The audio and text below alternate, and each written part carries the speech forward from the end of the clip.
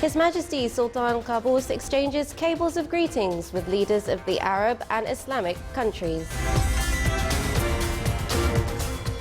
Hajj pilgrims start to leave Mecca towards Mina to spend Tarwiyah Day. Eid haptas continue in all wilayas of the Sultanate.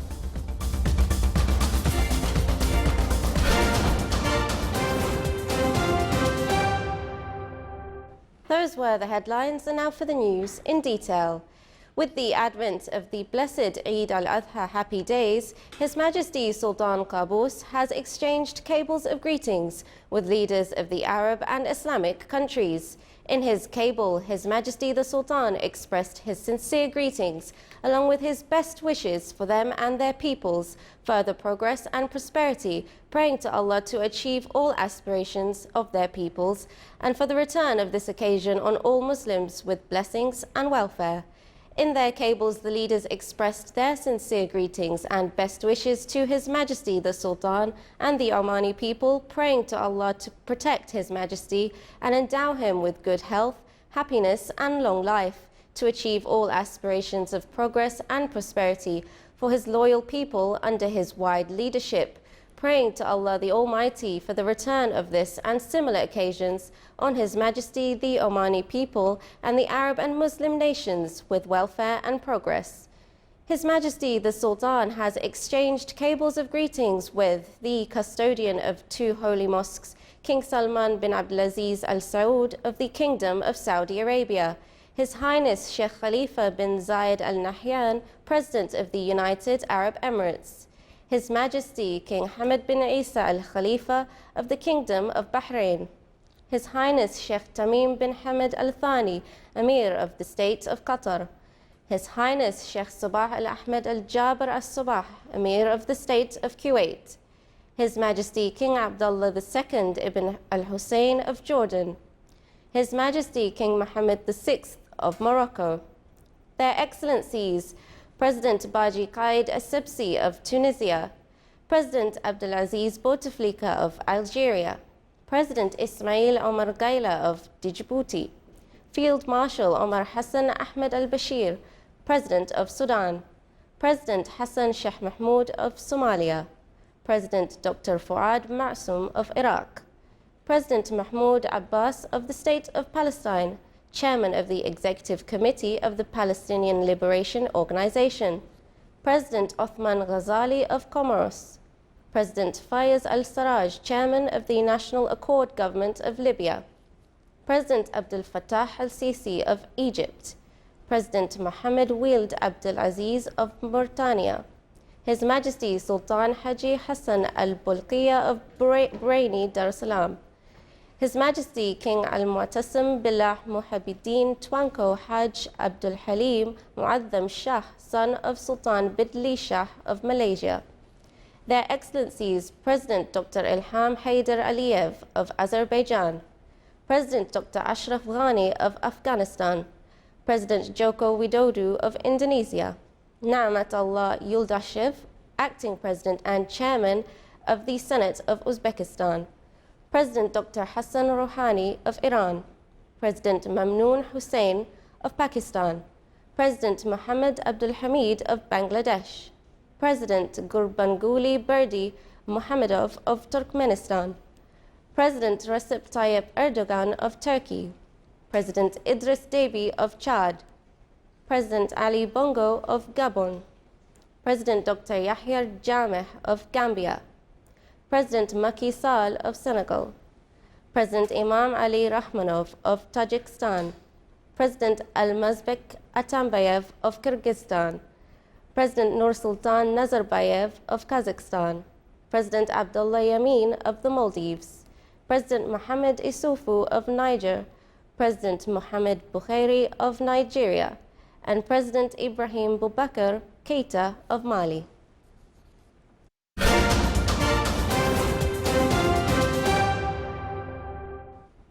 Hajj pilgrims from the Sultanate and various world countries will start tomorrow to leave Mecca towards Mina to perform Hajj rituals. The pilgrims headed to Mina to spend Tarwiyah Day or Water Day, following the Sunnah of Prophet, peace be upon him. They are also recommended to spend the night there. Close to 2 million pilgrims have converged on Western Saudi Arabia for the annual Hajj. The Hajj is one of the 5 pillars of Islam, which capable Muslims must perform at least once, marking the spiritual peak of their lives. Rich and poor alike come dressed in the same white garments. Deliberations of the 146th session of the Arab Foreign Ministers' Council began at the Arab League headquarters today under the chair of Tunisia.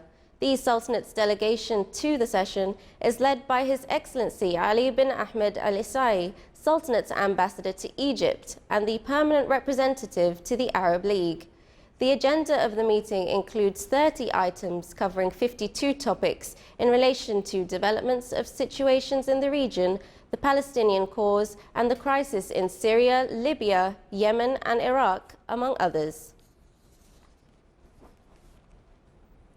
The Royal Air Force of Oman runs a special flight to transport an Omani patient from Abu Dhabi in the United Emirates to the homeland.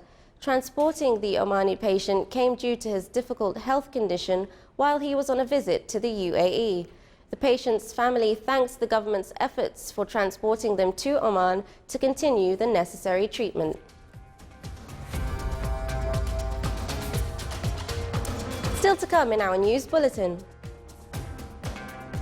The farmers in Al Jabal Al Akhdar are preparing for the local pomegranate harvest.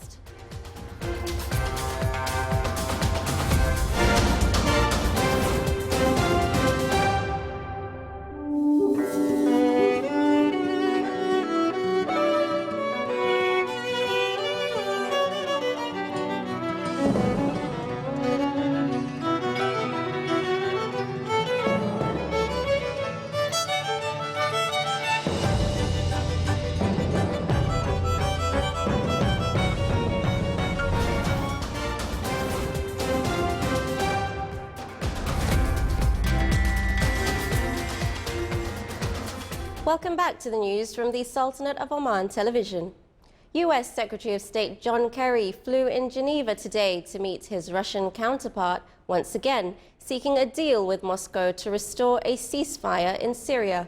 Senior officials traveling with Kerry said he would not have traveled to join Foreign Minister Sergei Lavrov unless he thought there was a chance of making progress. However, they warned they could not guarantee a final agreement would be reached within the narrow window available before both men return home later in the day. We have serious. Over 1,000 American Indians are protesting the construction of a giant pipeline on land they consider sacred ground in North Dakota. They have lodged a lawsuit to alter the proposed 1,900-kilometer pipeline's path. Here is a report with more details. Pushing back the bulldozers, hundreds of American Indian protesters managed to halt construction of an oil pipeline in North Dakota. Could do this to our land. Now is my time to fight for my people. The Sioux of Standing Rock claim the crew dug up and destroyed sacred burial grounds near their reservation, even after the pipeline developer had voluntarily paused construction in the disputed area. They'd already filed a suit against the pipeline's proposed route on cultural grounds, but also environmental ones. This is the Cannonball River, and this flows into the Missouri River, which is just over there. Pipes always break. It will break. And within about 10 minutes, it'll be to our freshwater intake for the tribe. In this makeshift camp, the nerve center of the protest, dozens of Native American tribes are uniting to support the Sioux of North Dakota. Navajos, Apaches, Iroquois, this is an unprecedented gathering of former rivals. They've all felt this pain. They've all felt the misery that comes with big business and corporations invading our lands and taking the little bit of resources we have, whether that be water or whether that be timber or minerals. They've all felt that in their own homelands. The tribe is locked in a court battle to force a diversion of the pipeline. In the meantime, protesters are here to stay, protecting their land from any further destruction.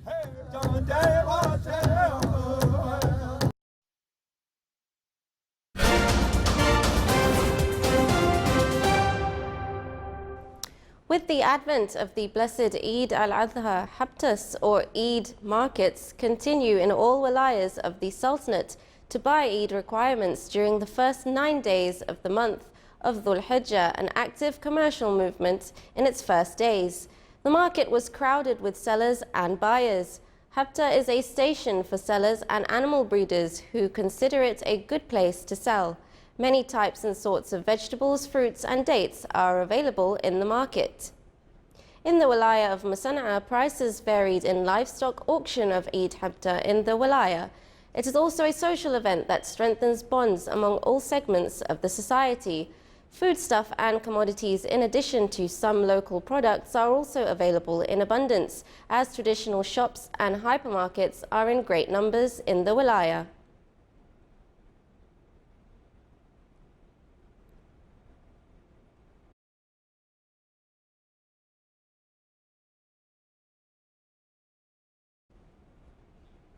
Eid Habta in the wilaya of Al-Khabura registered a commercial movement, especially in livestock auction. It also included different Eid requirements. Omani halwa is an essential item and symbol of hospitality during Eid days, was also sold in Khabura Habta.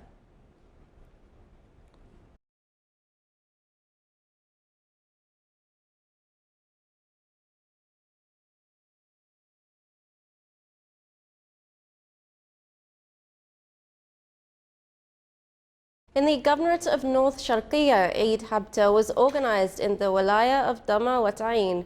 Roads were crowded with cars and shops with buyers till late hours at night in preparation of the blessed Eid al-Adha. Clothes, shoes, gifts, toys and other accessories were among items bought in the Habta. Al-Jabal al-Akthar in the Governorate of Al-Dakhiliya is famous for its climate, which is very similar to the Mediterranean basin. The area is unique for exotic plants and fruits such as the high-quality pomegranate, roses, olives, nuts, almonds, apricot, peach, pears, plums, figs, grapes, lemon and albut. These days, especially the last quarter of August up to the end of September, local people in Al-Jabal al-Akthar prepare to harvest pomegranate. There are about 27,000 trees at the different villages, producing about 645 tons of pomegranate, the main crop in terms of the planted area with income for Al-Jabal al-Akthar people.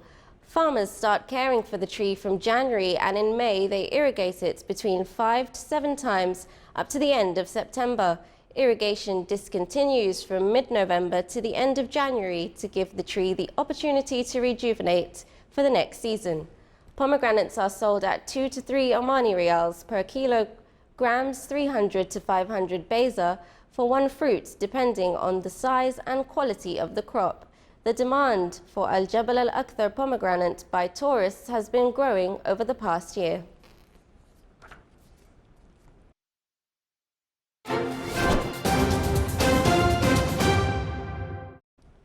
A number of the wilayas in the Sultanate witnessed light to heavy rains, caused a number of wadis and tributaries to overflow.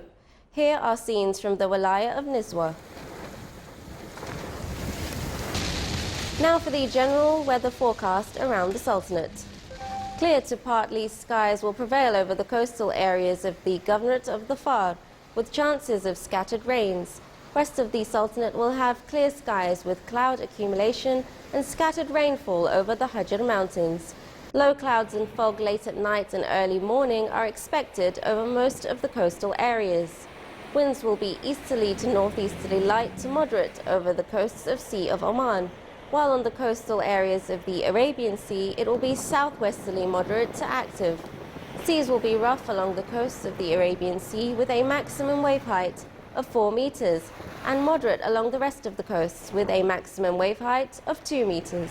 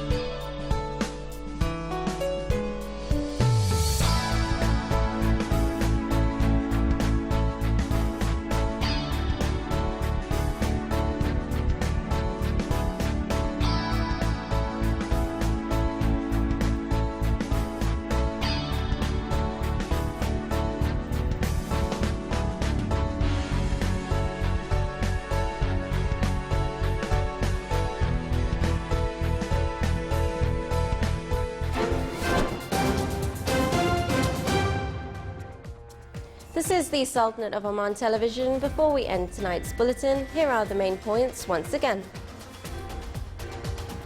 His Majesty Sultan Qaboos exchanges cables of greetings with leaders of the Arab and Islamic countries. Hajj pilgrims start to leave Mecca towards Mina to spend Tarweeh day.